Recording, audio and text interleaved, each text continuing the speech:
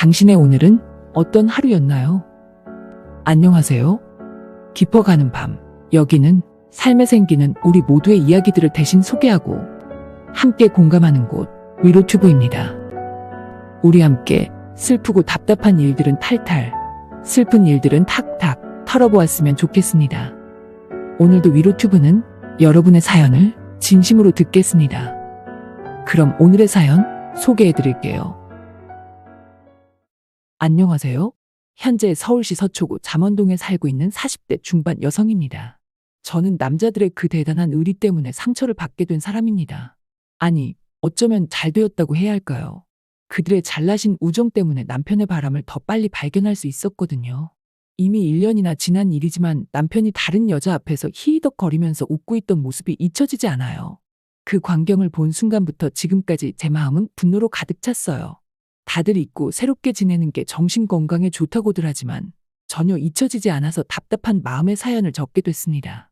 그런 거 들어보신 적 있지 않나요?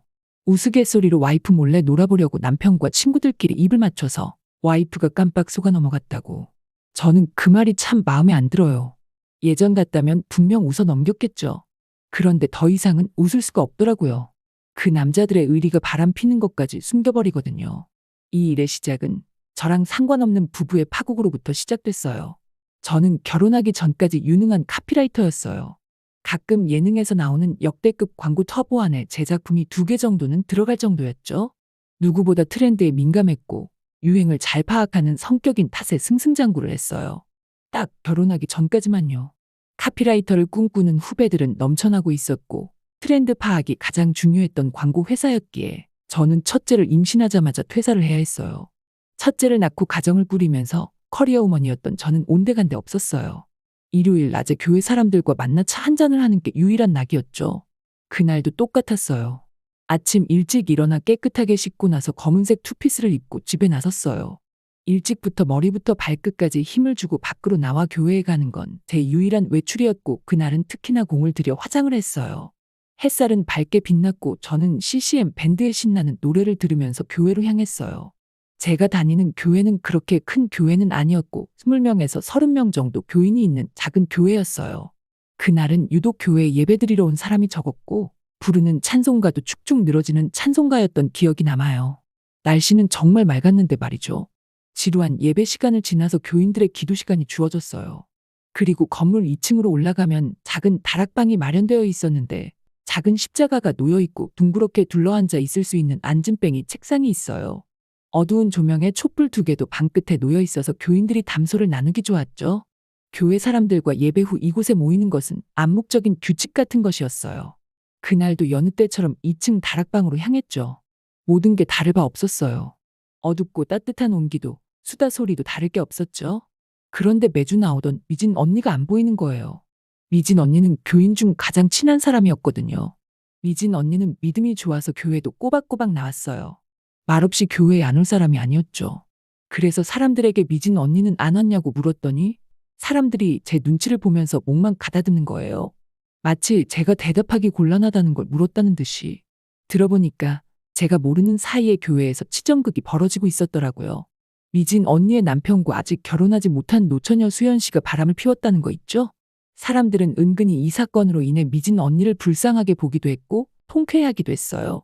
미진 언니가 좀 재수없는 스타일이었거든요. 언니는 보험 설계사이고 결혼을 하고 나서도 커리어를 지켰고 지금은 H모 보험회사에서 보험왕으로 불릴 정도로 실적이 좋았거든요. 미진 언니는 평소에 집안일을 하는 사람들을 은근히 무시했어요. 그래서 사람들은 은근히 그렇게 재수가 없으니까 남편도 질린 것이라고 비아냥거렸어요. 이때 다 싶어 다들 미진 언니를 가지고 수군거렸죠. 저도 언니가 얄미웠던 적이 한두 번이 아니라서 업보라고 생각하면서도 걱정됐어요. 그래서 언니의 집으로 찾아갔어요. 후줄근한 티셔츠를 입고서 멍한 표정으로 언니가 소주를 홀짝이고 있더라고요. 저는 좀 의외였어요. 언니 성격이 워낙 불같아서 당장이라도 이혼 소송을 걸 줄 알았거든요. 그런데 어울리지 않게 술잔을 기울이고 있다니 조금 안쓰러웠어요.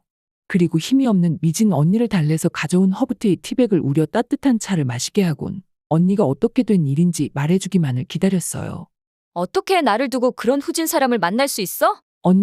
언니 잘못은 아니잖아. 그 미친놈이 문제인 거지. 언니를 두고 바람을 피워?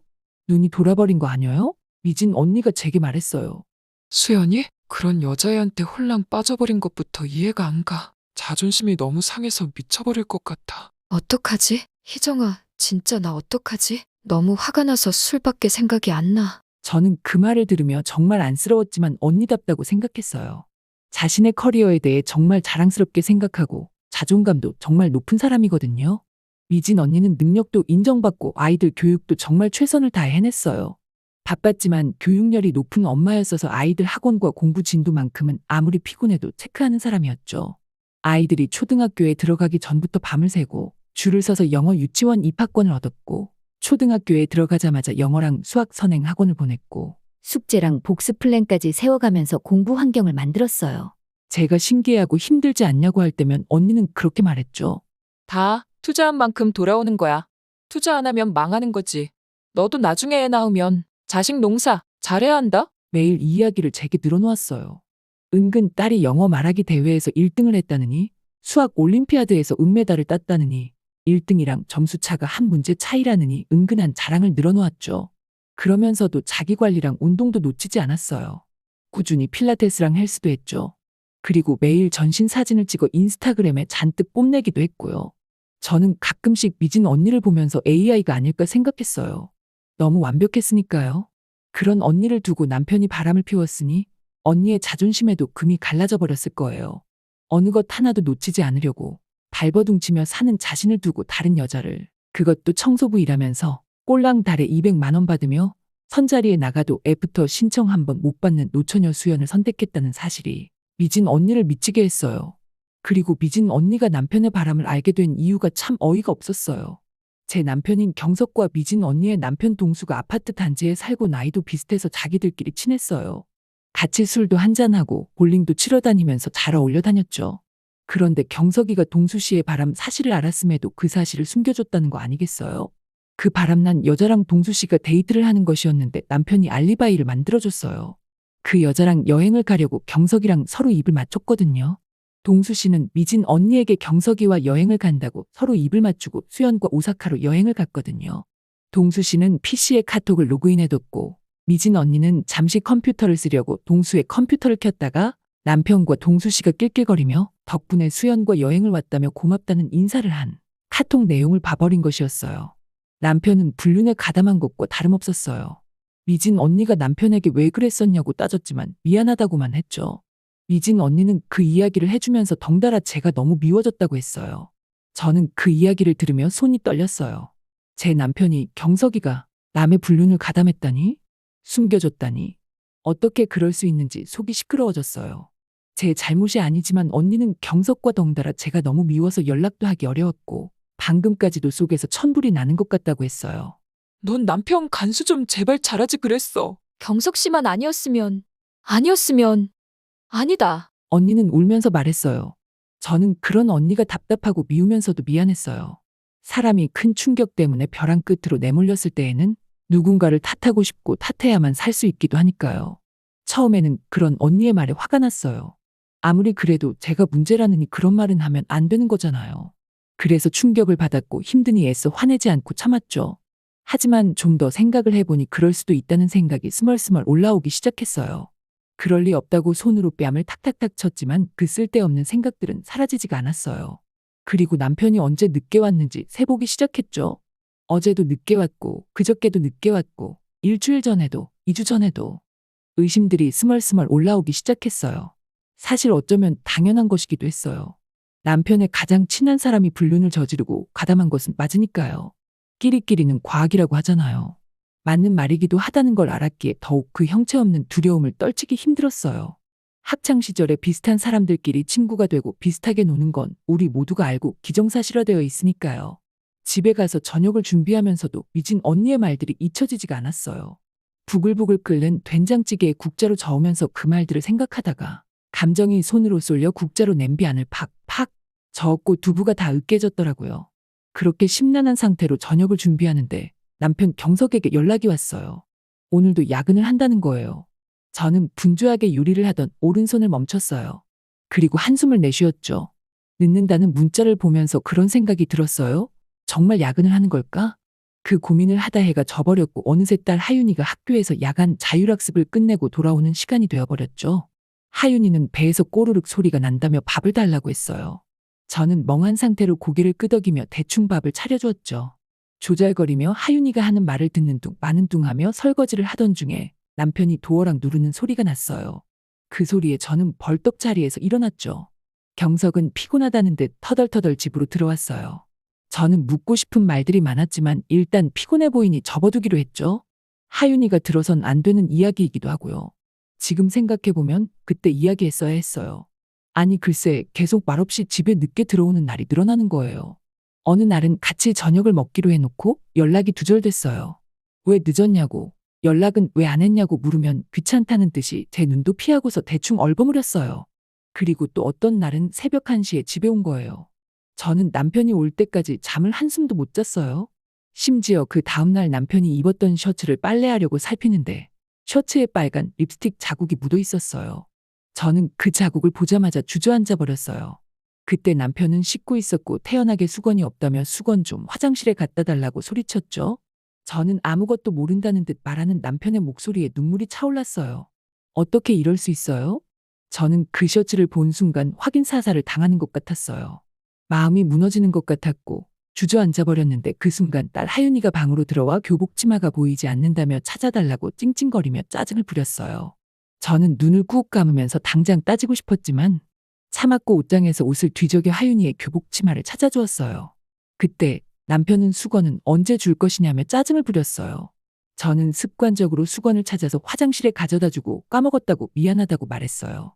그리고 미안하다는 말을 하자마자 속으로 외쳤죠. 미안하기 뭐가 미안해. 저는 화장대에서 비친 제 얼굴을 봤어요. 잔뜩 지쳐있는 눈빛이 보였어요. 해지고 목이 잔뜩 늘어난 박스티를 입고 있고 기미는 자글자글한 저희 모습이 너무 싫었어요. 순간적으로 그런 생각이 들었어요. 내가 이렇게 후져져서 경석이가 다른 데로 눈을 돌리는 건가? 관리 좀 해야 하나? 그 생각을 하자마자 바로 고개를 저었지만요. 정신 차려? 잘못한 건 남편인데 왜 이유를 나한테서 찾아? 그날 밤 침대에 누워서 잠에 들려는 때였어요. 피곤했는지 남편은 코를 골며 자고 있었고 저는 요즘 들어서 쉽게 잠이 오지가 않았어요. 그래서 그냥 또 수면제를 꺼내 먹으려고 눈을 뜨고 일어났죠. 그런데 핸드폰 진동 소리가 들리는 거예요. 확인해보니 제 핸드폰은 아니었어요. 남편의 핸드폰이었죠. 계속 울리는 진동 소리에 할 수 없이 저는 남편의 핸드폰을 보게 됐어요. 무슨 이유인지 보기가 싫었어요. 지금 생각해보면 본능적으로 알았던 것 같아요. 핸드폰에 뭐가 있다는 걸. 남편의 핸드폰을 봤는데 부장님이라고 저장된 번호가 5번 연속으로 울리는 거예요. 남편이 아무리 야근이 잦아도 사무직이라 야간에 전화할 일은 없거든요. 심지어 오늘은 준비하던 프로젝트를 무사히 잘 끝내서 회식도 했다고 했어요. 믿을 수는 없었지만요. 저는 부장님이라고 저장된 수상한 상대방의 정체를 알기 위해서 큰 맘을 먹고 그 번호로 전화를 걸었죠. 제발 진짜 부장님이길 빌면서요. 뚜루르 뚜루르 신호가 가면서 피가 마르는 것 같았어요. 그리고 날카로운 목소리에 낯선 여자가 전화를 받자마자 소리쳤죠. 왜 이렇게 전화를 안 받아? 제가 아무 대답도 안 하자 뭐냐고 소리치던 상대방은 눈치를 보더니 전화를 끊어버렸어요. 더 묻지 않아도 알 수 있었어요. 울고 싶지 않았지만 제 의지와는 상관없이 순간적으로 눈물이 폭포수처럼 흘러내렸죠. 혹여나 하윤이가 듣고 깰까 싶어서 화장실로 달려갔어요. 화장실 문을 잠그고 세면대 물을 3개 틀어놓고 혼자 울어야 했어요. 사람이 너무 속상해서 울 때 소리 지르면서 우는 것보다 숨을 헐떡이면서 울 때가 있어요. 그때 제가 딱 그랬어요. 무너지듯이 울었어요.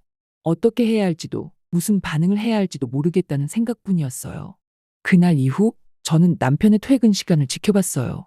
남편은 매주 수요일과 금요일에 그 여자를 만나는 것 같았어요. 항상 수요일과 금요일에 늦게 귀가를 했거든요. 제가 생각했을 때에는 평일 예배가 있는 날이 수요일과 금요일이었고 그걸 노린 것 같았어요.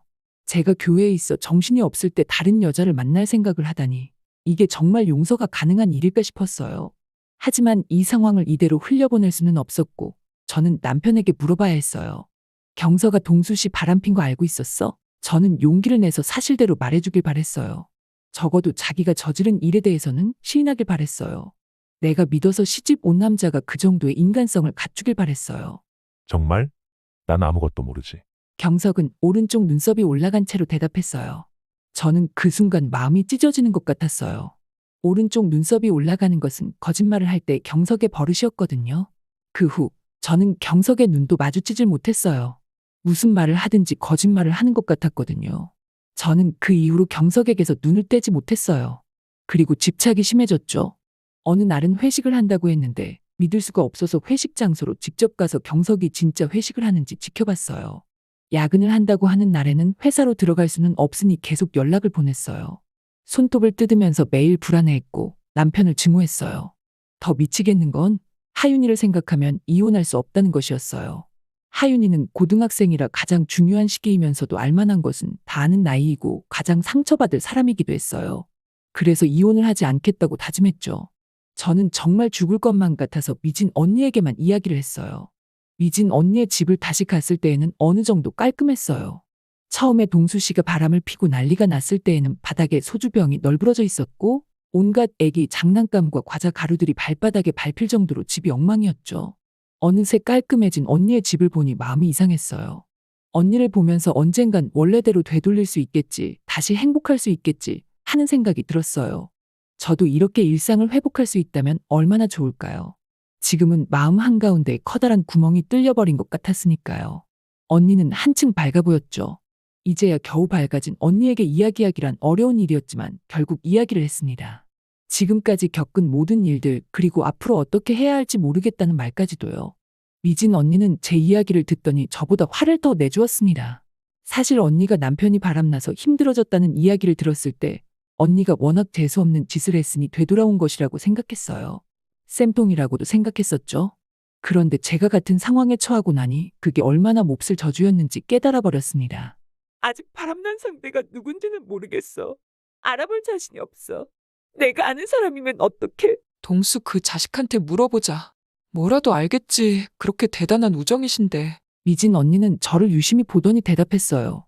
언니는 하윤이 때문에 이렇게 겁을 먹은 거라면 이건 하윤이를 위하는 길이 아니라고 했죠.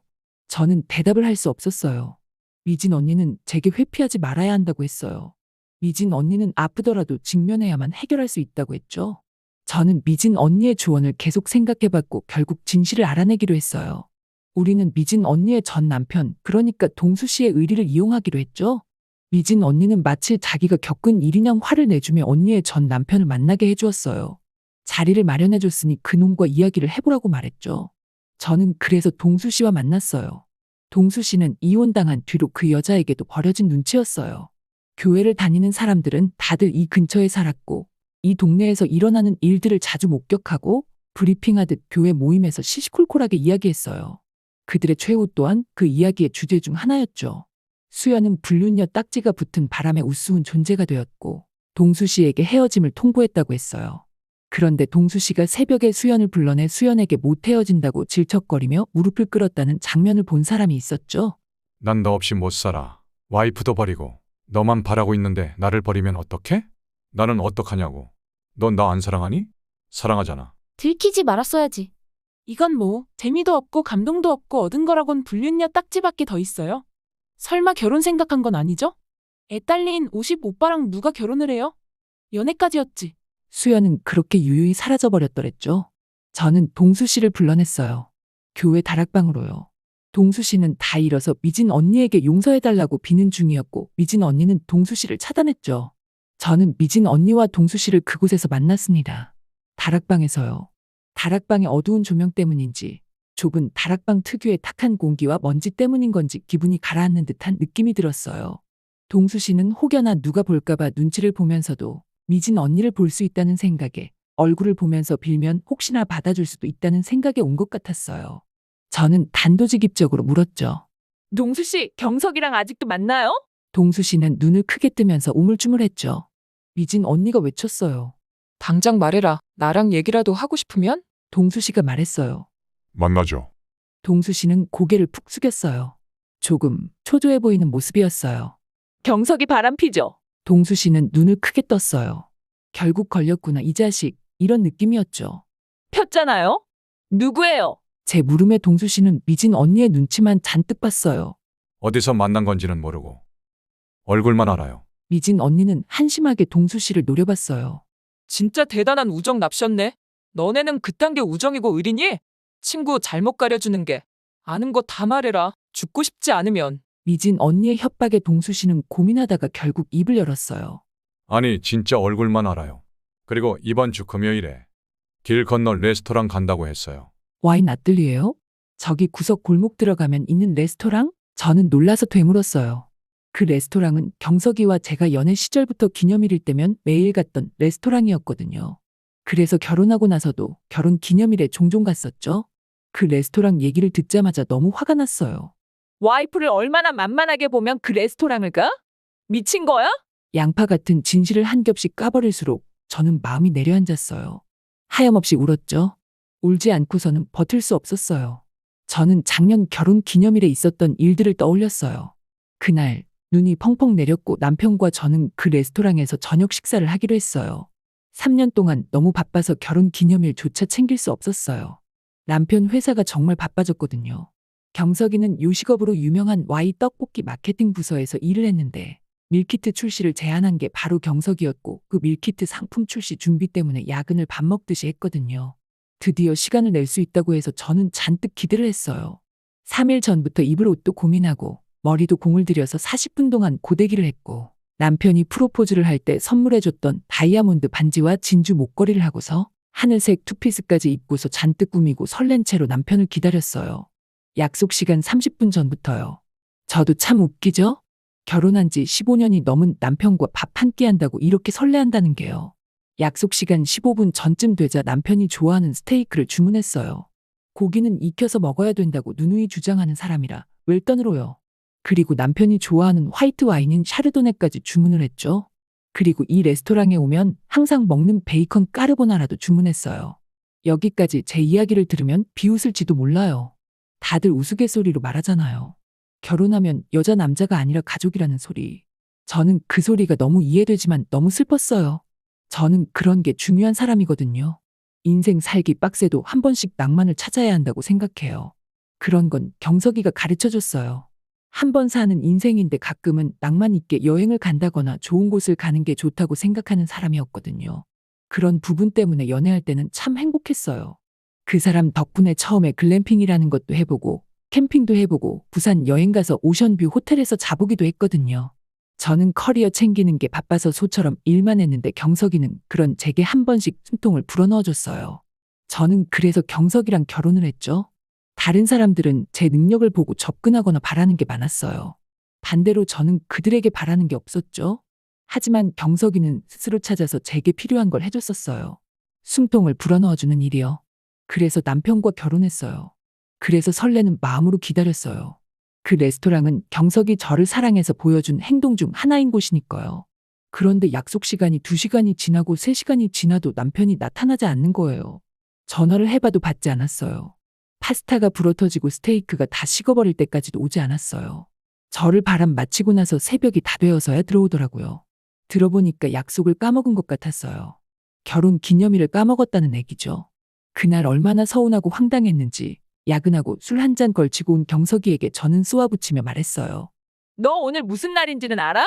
오늘 부장님이 내 기획안을 가로챘어. 내 아이디어 기획안을 보더니 살짝만 바꿔서 위에 결제를 빨리 올려버린 거야.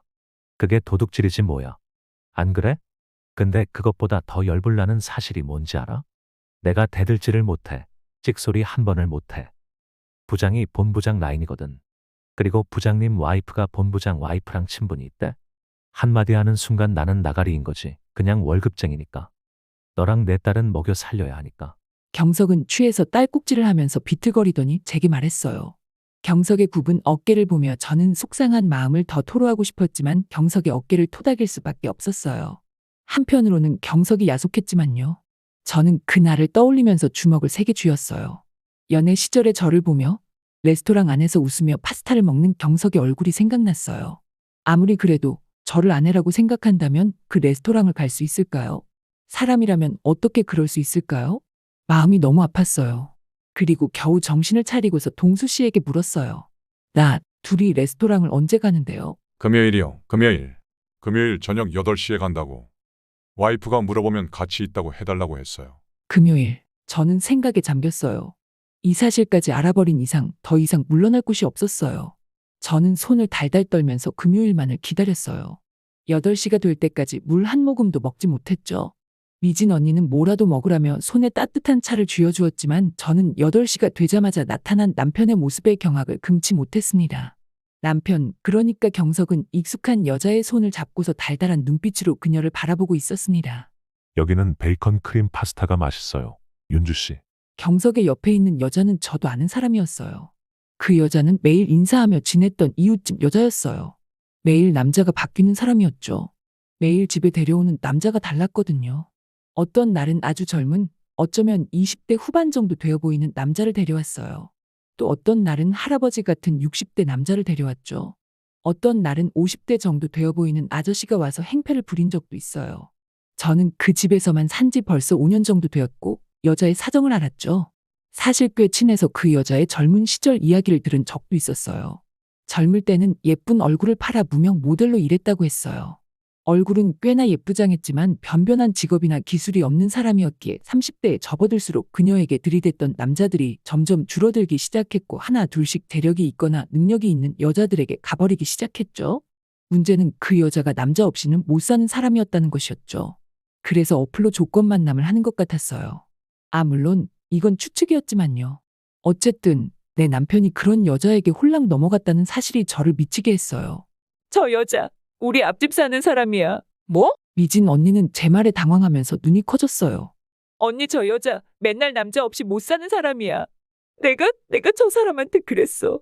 그냥 한 사람이랑 결혼하고 죽을 때까지 징글징글하게 사는 것보다 그냥 여러 남자 만나고 즐기면서 살라고. 난 과거로 돌아가면 그렇게 살 거라고. 그것도 엄청 깔깔거리고 웃으면서 말했어. 저는 주저앉아 버렸어요. 그리고 엉엉 울어버렸어요. 정말 그것도 꺼이꺼이 울었어요. 너무 수치스러웠어요. 내 남편이 저런 아무나 만나고 대주는 여자한테 홀려버린 것도, 그런 여자한테 밀려나 버린 제 자신도요. 유리창에 비친 제가 너무 초라해버렸어요. 입가에 생긴 자글자글한 주름, 눈물으로 범벅되고 부은 얼굴, 그리고 다 늘어난 티셔츠, 언제 미용실을 갔는지도 모르겠고 관리 못해서 대충 묶은 파마머리도 초라해 보였어요. 미진 언니가 망가졌던 모습, 안쓰러우면서도 쌤통이라고 생각했던 그런 모습이었던 거죠. 미진 언니가 제 어깨를 토닥이면서 말했어요. 바람 핀 건 쟤넨데 왜 너가 울어? 넌 잘못한 거 없어. 그만 울어. 미진 언니는 성큼성큼 레스토랑으로 걸어가기 시작했어요. 주저앉아버린 저 대신 따지기라도 할 심산이었죠. 미진 언니와 저는 레스토랑으로 들어갔고 입구에서부터 경석과 그 여자가 웃는 소리가 들렸어요. 저는 진짜 그 순간 죽고 싶었죠. 저는 순간적으로 너무 화가 나서 경석에게 성큼성큼 다가가 책상을 쾅 쳤어요. 메뉴도 저와 함께 먹었던 그 메뉴들 그대로였거든요. 경석은 제 얼굴을 보자마자 눈이 커졌어요. 그 여자도 마찬가지였죠. 제가 물었어요. 뭐 하는 거야? 이게. 그냥 같이 밥 한 끼 하자고 해서 온 거지. 경석은 입을 다물지 못하다가 뻔뻔하게 대답했어요. 그 여자도 함께 고개를 끄덕였어요. 저는 미진 언니의 손을 꽉 잡고서 다시 한번 물었어요. 너 정말로 동수 씨 바람 피는 거 몰랐니? 몰랐다니까. 경석은 제게 소리쳤어요. 저는 어이없어서 말했죠. 동수 씨가 너 여기 있는 거 말해줬어. 내가 여길 어떻게 왔겠어. 너네 남자들 우정이 뭐길래 우리를 이렇게까지 비참하게 만들어. 우리는 경석을 몰아붙이며 소리쳤어요. 경석은 놀라며 아무 말도 하지 못했죠. 그리고 나서 뻔뻔하게 내로남불 같은 태도로 말했어요. 얼마나 내가 힘들면 그랬겠어. 응? 맨날 부장님한테 치이고 너는 나만 집에 오길 기다리지. 언제 오냐고 매번 문제하고. 근데 또 집에 오면 청소 좀 해달라고 징징거리지 너는. 하윤이랑 싸웠다고 말 좀 해보라고 하고. 둘 사이에서 난 얼마나 힘들었는지 알아? 숨도 못 쉬는 내 인생 불쌍하지도 않아? 나만 미친놈 취급하지 말고 너를 좀 돌아보라고. 미지는 경석의 말도 안 되는 말을 못 들어주겠다고 하면서 난리를 쳤어요. 경석은 뻔뻔하게 나오는 것도 모자라 동정심을 유발하려는 역겨운 눈빛으로 우리를 바라봤죠. 저는 저런 남자가 제 남편이라는 게 제 인생에서 남은 가장 커다란 업적이었다는 게 쪽팔려졌습니다. 그래서 눈물이 흘렀어요. 너무 화가 나서요. 저는 일단 미진 언니 손을 잡고서 레스토랑을 나갔습니다. 일단 언니 집으로 갔어요. 미진 언니는 제게 말했죠. 너 이대로 복수 안 할 거야? 바보같이 당해주기만 할 거야? 내가 잘못 본 건 아닐까? 비슷한 사람이었던 거지. 야, 그게 말이 되는 것 같아? 힘들겠지만 현실을 직시해야지 않겠어? 아니. 경석이가 그럴 리가 없잖아. 경석이는 그런 애가 아니란 말이야. 그럴 만한 거니까 그런 거지 뭘 또 아니래. 실수 아니었을까? 그 여자 보통 아니거든. 진짜 돈이랑 남자에 미친 년이야. 약점이 잡힌 건 아닐까? 아니 또 저번에 그랬거든. 자기는 줄 돈 안 주고 떼어먹는 남자는 지구 끝까지 쫓아간다고. 수단 방법 전혀 안 가리고. 어떤 때는 돈 빌려간 남자가 있었는데 사라졌대. 갚지도 않고. 그래서 그 여자가 어떻게 했다는지 알아? 어떻게 했냐면 그만. 미진 언니는 제게 그만하라고 외쳤어요. 미진 언니는 제게 똑바로 보라고 말했죠. 경석이는 딴 여자랑 바람을 핀 나쁜 놈일 뿐이라고요. 매일 그 말을 해줬어요. 그 언니의 말이 상처를 후벼 파는 것 같아서 정말 미웠어요. 야속하다가도 일주일째 그 언니가 그 말을 하던 순간 딱 현실 직시가 되었어요. 언니, 나 복수해야겠어. 미진 언니는 잘 생각했다며 고개를 끄덕였어요. 우리는 함께 계획을 세우기 시작했어요. 언니는 마치 자기 일인 양 경석과 그 여자가 가장 괴로울 수 있는 방법을 생각해 나가기 시작했죠. 그래서 우리가 내린 결론은 그런 방법이었어요. 경석과 저는 이 아파트에서 꽤 오래 살았고 교회도 다녀서 이 동네에 아는 사람이 많았어요. 다들 알고 지냈고 반상회에도 꼬박꼬박 나가서 다들 친분이 있었죠. 경석이도 마찬가지였고 아파트 세대가 적어서 서로 다 인사를 하고 지냈어요. 살던 아파트가 남양에 재개발을 한다는 소문이 계속 돌아서 주민들이 자리를 지키는 중이었죠. 그걸 이용하자. 미진 언니는 이웃들끼리 다 친하고 소문이 잘 나는 이 아파트의 특성을 이용하자고 했어요. 경석은 남 시선을 꽤 신경을 쓰는 사람이었어요. 사람 자체가 욕을 먹기 원체 싫어하는 사람이거든요. 친척들 사이에서도 무슨 말이 나올까 싶어 신경을 쓰는 사람이었어요. 미진 언니도 그 사실을 잘 알고 있었고 우리는 그 점을 이용하기로 했죠. 아파트 단지 안에는 카페 하나가 있었어요. 아파트 단지에 30대 신혼부부부터 40대 정도의 아이를 키우는 집들이 많았고 서로 정보를 공유하기 위해서 커뮤니티가 활성화되어 있었어요. 특히 동네가 서초구라서 판검사나 대기업에서 일하는 부모들도 많이 살아요. 바로 옆이 강남이라서 강남 못지않게 교육열도 강했어요. 돈은 많지만 시간이 없어서 정보를 얻는 게 먼저인 워킹맘들이 커뮤니티를 필요로 했고 만들기 시작했어요. 아파트 안에 있는 카페가 만남의 장으로 불리는 곳이었어요. 모든 소문이 시작되는 곳과 같았죠. 저는 그곳에서 미진 언니와 함께 정보를 모았어요. 경석과 그 여자가 함께 있는 사진을 모았어요. 그리고 아파트 주민들이 모두 가입해 있는 인터넷 카페에 먼저 그 사진을 뿌렸어요. 두 사람이 다정하게 뽀뽀를 하고 있는 사진이었고 얼굴은 모자이크를 해서 올렸죠. 제목은 최대한 자극적이게 만들었어요. 제가 또 왕년의 카피라이터였잖아요. 게시글 제목은 백삼동 불륜 커플 직직으로 지었어요. 올리자마자 그 게시물은 조회수가 터지기 시작했고 아파트 사람들은 장본인들이 누구냐며 집값 떨어진다는 둥 별소리를 다 했죠. 난리가 났어요. 그 게시물이 다른 커뮤니티로 퍼지기 시작했거든요. 사람들은 장본인을 유추하면서 경석을 지목하기 시작했어요. 자연스럽게 경석을 보는 시선들이 달라졌죠. 그제야 경석은 제게 잘못을 빌었어요. 하지만 저는 귓등으로도 듣지 않았죠. 그러던 어느 날 커뮤니티 게시글을 본 회사 동료가 다른 동료들에게 그 사진을 보여줬고 경석의 이미지는 그날 이후로 추락하기 시작했어요. 불륜남으로 찍히기 시작했죠. 화장실에 가거나 흡연 장소로 가면 모든 사람들이 경석의 이야기를 했어요. 경석은 그 시선을 참지 못했고 제게 말했죠. 저렇게 온 동네 방네 소문을 내면 너는 좋을 줄 알아? 하윤이, 딸내미는 생각 안 하는 거냐고. 나 욕먹이면 너도 하윤이도 다 욕먹는 거야. 자식 새끼는 무슨 죄냐고? 너가 하윤이를 들먹여? 감히? 제가 소리를 지르려는데 방에 있던 딸 하윤이가 나왔어요. 엄마, 나 다 알고 있었어. 아니 글쎄 하윤이가 담담하게 말하는 거예요. 아니 정확히 말하면 분노와 슬픔을 꾹꾹 눌러 담은 게 다 티가 났어요. 저 어리고 작은 아이가 혼자 감당을 했다고요. 저는 하윤이를 보자마자 눈물이 흐를 수밖에 없었어요. 알고 있었다고? 언제부터? 왜 말 안 했어? 우연히 봤어. 복도에서 둘이 그러고 있는 거. 야 경석아 너 진짜 미쳤구나? 너가 아빠야? 너가 감히 하윤이를 들먹이니? 저는 덜덜 떨면서 하윤이 손을 붙잡았어요. 하윤이는 제게 하고 싶은 대로 하고 헤어지고 싶으면 이혼하라고 했죠. 우는 하윤이의 모습에 마음이 무너져 내렸어요. 엄마가 너무 미안해. 엄마가 왜 미안해? 엄마는 잘못한 게 없지.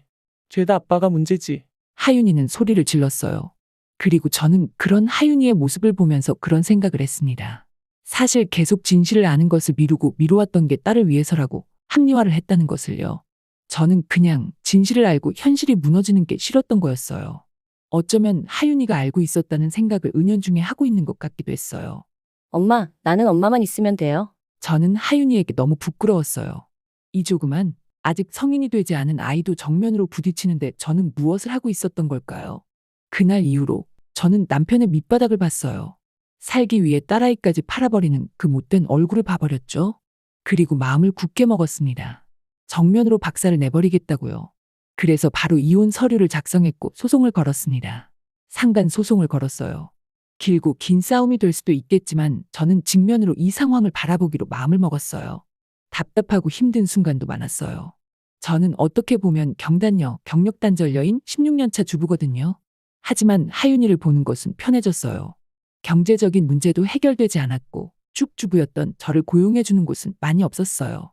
하지만 계속 이력서를 돌려보고 하니 집 앞에 편의점 파트타임 아르바이트를 하게 되었답니다. 저는 힘든 싸움을 계속하고 있어요.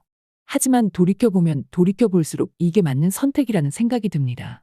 처음에는 무서웠지만 한창 잘하고 있는 하윤이를 책임지기 위해서 이곳저곳에 이력서를 돌리면서 오히려 살고 있다는 느낌을 받았어요. 남편과 결혼하고 외벌이를 할 때마다 왜인지 불안한 마음이 들었거든요. 엄마와 아내로서의 삶만 제 인생에 남아버릴 것 같았어요. 그냥 인간 김희정이 사라질 것 같았어요. 하지만 오히려 내 인생을 살기 위한 한 걸음을 나아가고 있다는 생각이 들어요. 변호사님은 저희 이야기를 객관적으로 듣더니 증거가 된 것들이 있어서 승소할 수 있을 것이라고 격려해 주셨어요. 이런 말하면 조금 그렇지만 저는 오히려 망가지고 나서 제 삶을 지킬 수 있었던 것 같아요. 남편과 갈라서고 나서야 조금씩 보이기 시작했거든요. 가장 중요한 것들을요. 아프다고 썩은 부분을 도려내지 않으면 썩은 부분이 점점 커진다는 것을요. 이 사연을 보낸 이유는 저와 같은 사람이 있을 것 같아서예요. 미진 언니와 얘기를 하다 보면 이런 생각을 종종 하곤 해요. 사람이 벼랑 끝에 내몰리면 누구나 회피하고 합리화하는 것은 생존 본능인 것이라고요. 그래서 그런 사람들에게 말해주고 싶었어요. 꼭 반드시 많이 슬퍼하되 썩은 부분을 꼭 도려내야만 한다는 것을요. 사연자님, 저는 이 이야기를 들으며 사연자님이 정말 멋진 사람이라는 생각이 들었습니다. 가장 믿었던 그 사람에게 배신당하고 끝없이 추락하며 밑바닥까지 보이는 그 사람을 보며 사연자님의 마음을 감히 어느 누가 헤아릴 수 있을까요? 사연을 보는 내내 너무 가슴이 아팠어요. 하지만 감당하기 어려운 일들을 건강하게 헤쳐나가는 모습은 아무나 할 수 없는 것입니다. 왜 소크라테스가 이런 말을 했었죠? 배신의 가장 큰 아픔은 그것이 결코 우리의 적이 아닌 우리가 사랑하고 가장 신뢰했던 사람으로부터 온다는 것이다. 그런 말이 있잖아요.